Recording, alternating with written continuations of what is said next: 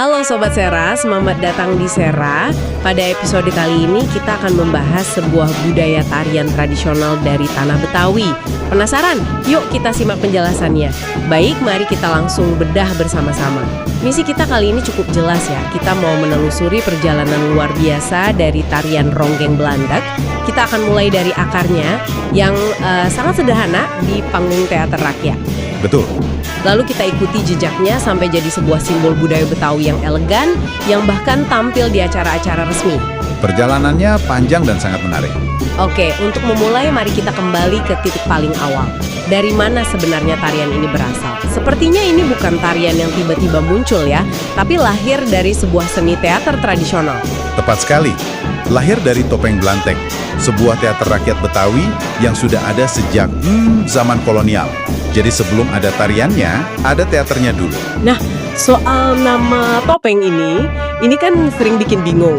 Apa berarti pemainnya selalu pakai topeng? Oh bukan, bukan berarti topeng fisik yang menutupi wajah. Kata topeng dalam konteks seni Betawi, itu seringkali merujuk ke seni pertunjukan secara keseluruhan. Jadi mencakup semuanya ya, tarian, musik. Ya, tarian, musik, dan yang paling penting, lawakan atau seni perannya. Jadi topeng itu artinya pertunjukan.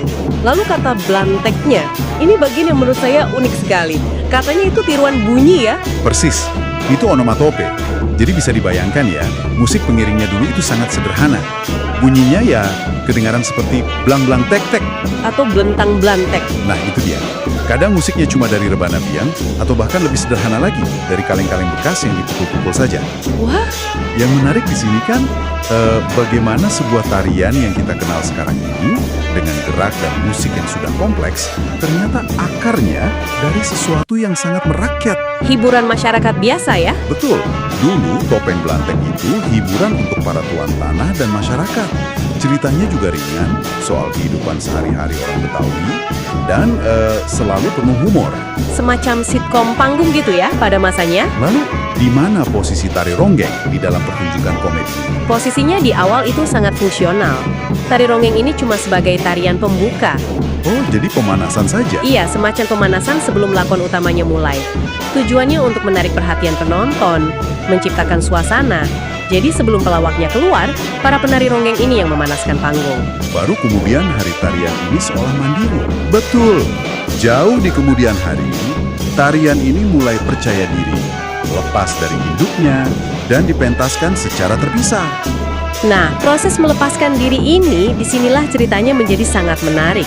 Karena ternyata ini bukan proses evolusi alami ya. Sama sekali bukan. Ini adalah hasil dari sebuah proyek yang sangat sadar dan terencana. Kita bicara era 70-an kan? Benar, di dekade itu ada sebuah kegelisahan besar. Arus modernisasi kan deras sekali. Gedung-gedung tinggi mulai muncul, gaya hidup berubah. Khawatir kesenian tradisionalnya hilang ya? Tepat, ada kekhawatiran nyata kalau seni-seni rakyat seperti ini akan terlindas zaman, semakin terpinggirkan. Jadi ada semacam misi penyelamatan budaya yang digalakan. Tepat sekali.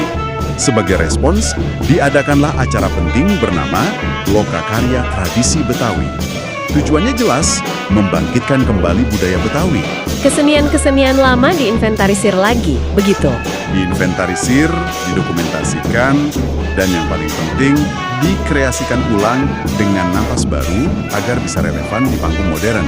Kapan tepatnya tarian ini secara resmi dilahirkan kembali? Momen kuncinya terjadi pada tahun 1978. Di tahun inilah, Dinas Kebudayaan DKI Jakarta secara resmi mengembangkan ronggeng Blantek sebagai sebuah tari kreasi baru. Dan ada satu nama penting di baliknya. Betul, Wiwik Widyastuti, seorang koreografer. Tunggu dulu, ini menarik. Jadi mereka tidak sekedar mendokumentasikan tarian aslinya, tapi justru menunjuk seorang koreografer modern untuk menciptakannya kembali. Apa itu tidak berisiko menghilangkan keasliannya? Itu pertanyaan yang sangat valid. Dan ini perdebatan klasik ya, dalam pelestarian budaya. Antara menjaga apa adanya atau beradaptasi supaya tidak mati. Dan yang dipilih adalah adaptasi. Iya, pragmatisme. Dan mereka tidak menunjuk orang sembarangan. Wiwik Widyastuti ini kan latar belakang pendidikannya sangat kuat. Beliau belajar di berbagai institusi tari ternama. Artinya beliau punya pemahaman mendalam soal komposisi tari dan panggung. Tepat. Jadi ini bukan sekedar diangkat dari panggung rakyat, tapi benar-benar dirancang ulang oleh seorang ahli dengan visi artistik yang jelas. Jadi ini contoh bagaimana pelestarian budaya kadang butuh intervensi kreatif yang cerdas. Sempurna. Tradisi aslinya, yaitu semangat dan beberapa gerak dasarnya, diambil sebagai jiwa. Kemudian jiwa itu diberi tubuh baru melalui sentuhan koreografi modern. Diberi struktur, gerakannya diperkaya. Diberi identitas baru yang lebih kuat. Dan bisa berdiri sendiri. Wujud ronggeng Blantek ini. Gambaran umumnya kan temponya cepat, energik. Tapi tetap luwes dan gemulai. Nah, itu dia kontrasnya. Kontras itu kuncinya. Dan koreografinya punya struktur yang sangat jelas. Ada 3 bagian. Bagian awal, gerakannya cenderung lebih lambat, lemah gemulai. Ritmenya santai. Semacam perkenalan yang anggun ya. Betul? Lalu masuk ke bagian isi. Di sini segalanya berubah. Ritme musik tiba-tiba jadi lebih cepat, lebih mengentak. Gerakannya langsung jadi sangat energik dan dinamis. Ini intinya, di mana semangat dan keceriaan khas Betawi itu keluar. Dan puncaknya ada di bagian penutup. Nah, disinilah klimaksnya. Yang secara mengejutkan memasukkan beberapa gerakan yang terinspirasi dari silat Betawi. Wah, ada unsur bela dirinya. Isasi jadi gerak tari. Perpaduan ini yang membuatnya sangat khas. Transisi dari lembut, lalu meledak dalam energi, dan diakhiri dengan ketegasan gerak silat. Luar biasa. Nama-nama gerakannya juga unik-unik ya. Ada lenggang rongeh, ogek, sampai goyang cendol ijo. Iya, terdengar lezat sekaligus menyenangkan kan? Nama-nama itu menunjukkan betapa dekatnya tarian ini dengan kehidupan sehari-hari. Dan musiknya juga ikut berevolusi ya. Tentu, awalnya kan sangat sederhana. Kemudian di panggung topeng Blantek pakai gamelan topeng Betawi.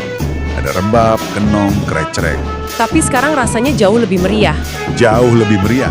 Sekarang sangat umum, musiknya dipadukan dengan alat musik tanji. Tanji, itu yang seperti marching band Eropa itu ya. Ada trompet, trombon. Betul sekali. Itu pengaruh kuat dari zaman kolonial. Jadi Anda dengar suara trompet, klarinet, berpadu dengan gendang dan gong. Ini menunjukkan betapa adaptifnya kesenian ini. Dan ekspresi itu tidak hanya dari gerakan dan musik kan, kostumnya pasti memainkan peran besar. Sangat besar. Secara visual, tarian ini memanjakan mata sekali. Biasanya dibawakan 4-6 penari perempuan, pakaiannya berwarna cerah. Pink, hijau, kuning. Detail kostumnya juga menarik. Ada kebaya, kain batik, toka-toka. Aksesorisnya pun lengkap. Ada ampok atau ikat pinggang logam, kembang topeng di kepala, dan kalung bunga teratai. Tapi dari semua detail itu, ada satu yang paling menonjol. Motif di selendangnya. Motif burung hong. Nah, disinilah kita sampai pada teka-teki budaya yang menarik. Motif burung hong atau phoenix itu kan simbol yang sangat kental dari mitologi Tiongkok. Jadi ini bukti visual yang sangat jelas ya tentang pengaruh budaya Tionghoa dalam kebudayaan Betawi. Tidak bisa dibantah. Sangat kuat dan mendarah daging. Oke, pengaruh Tionghoa jelas dari burung hong. Lalu adakah pengaruh lain yang terlihat dari kostum ini? Tentu saja. Ada juga unsur Islami yang disampaikan secara lebih tersirat. Coba perhatikan, desain busananya secara keseluruhan kan lebih tertutup. Ah, iya juga. Lengan bajunya panjang, kainnya menutupi mata kaki. Betul. Gerakan tariannya pun sengaja dikoreografikan dengan mempertimbangkan nilai-nilai kesopanan. Ini adalah sebuah upaya yang disengaja untuk membedakannya dari citra ronggeng di daerah lain. Jadi ini semacam pernyataan budaya ya? Tepat. Dengan memadukan unsur Tionghoa yang terang-terangan, lalu membingkainya dalam norma kesopanan Islami, kostum dan tarian ini jadi cerminan sempurna dari proses akulturasi. Bukti hidup bahwa identitas Betawi itu bukan sesuatu yang tunggal. Persis, tapi terbentuk dari perpaduan harmonis berbagai budaya. Luar biasa. Jadi, setelah perjalanan panjang ini, di mana kita bisa melihat tarian ini sekarang? Apa perannya di zaman modern? Fungsinya telah berevolusi secara signifikan. Kalau dulu hanya pembuka teater, kini ia sudah menjadi pertunjukan mandiri. Tentu masih sering tampil di acara kebudayaan Betawi atau festival seni.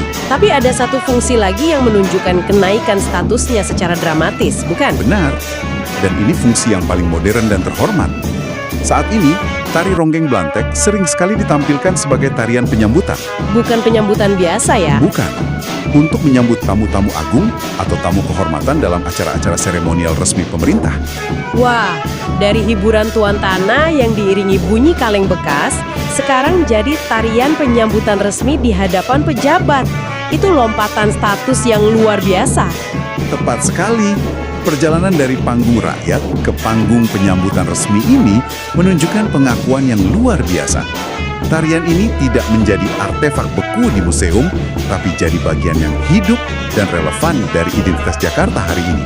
Jadi kalau kita rangkum, ronggeng Blantek ini ternyata jauh lebih dari sekedar tarian ya.